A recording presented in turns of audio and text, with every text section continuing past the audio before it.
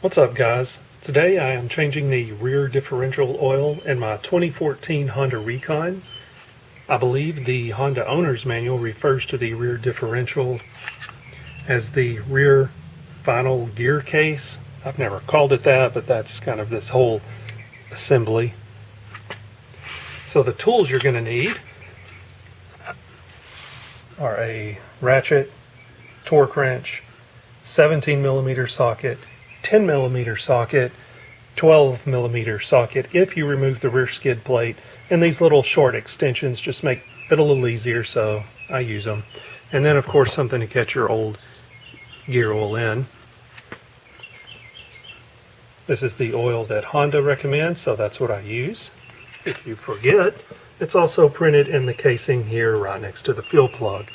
Per the owner's manual, the capacity is 2.7 ounces, and also per the owner's manual, the drain plug has a torque spec of 9 foot-pounds. The torque wrench you saw just a second ago does not have foot-pounds, it is inch-pounds. The 9 foot-pounds converts to 108 inch-pounds, so that's what I'm using. I have not verified the torque spec for the oil level check bolt on the side, but it's the same size as the drain plug, and I've always just used the 108 inch-pounds. Okay, so the first thing you're going to want to do to change this is remove your fuel plug. But before we get into that, I mentioned if you remove your skid plate. Skid plate's just plastic, and normally it would be bolted up here. Mine's usually real clean, but this time I had grass seed all packed in there, and so I wanted to clean it out. You can see where the dirt and grime likes to gather. If you bought a used unit that's been neglected, it's probably packed full of mud, and you may actually have to take it off to clean around the drain plug to be able to find it. But if it's clean and you just want to change it, this is the bottom of the skid plate. You'll see your drain plug through this large hole in the center. The bolts that hold it on can be found here, here, and then there's also one on the side there. Okay, so as we started, remove your fill plug. Then your next step will be come to the drain plug. That fill plug uses the 17mm socket.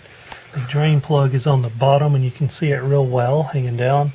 That's a 10mm. Remove that. I've already drained it. Let everything drain out. Once it's drained, tighten it back up. Torque it to the torque spec.